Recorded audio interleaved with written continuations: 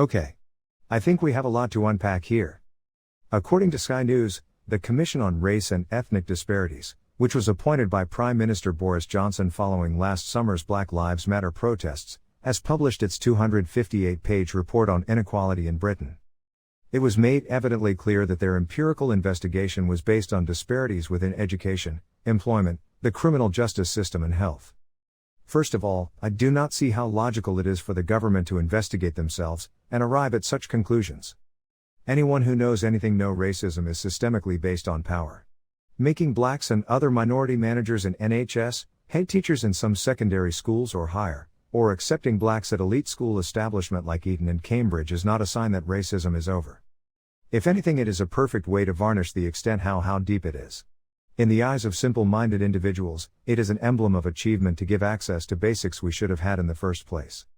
Why do I refer them as basics? It is simply because the basis of their research or investigation is not where the power that perpetuate racism reside. According to Dr. Claude Anderson, power is the ability to pursue one's agenda despite the opposition of others.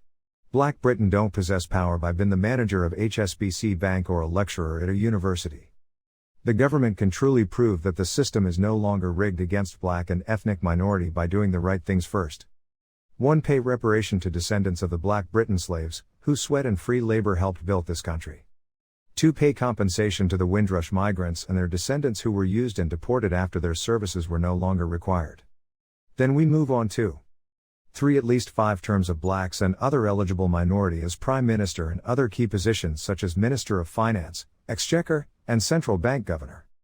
4. The 25 companies that manage all the pension funds in the country are managed and run by whites establishments.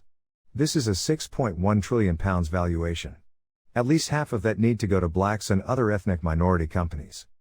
5. All top 100 plus real estate developers and construction with access to serious capital in the United Kingdom are run by whites. Half of that should go to blacks and minority. 6. All media outlet, supermarkets and reputable grocery stores with vast resources are owned by non-blacks. I am quite confident blacks are equally eligible to manage and run all of the above. These are some of the areas that the research should have focused on.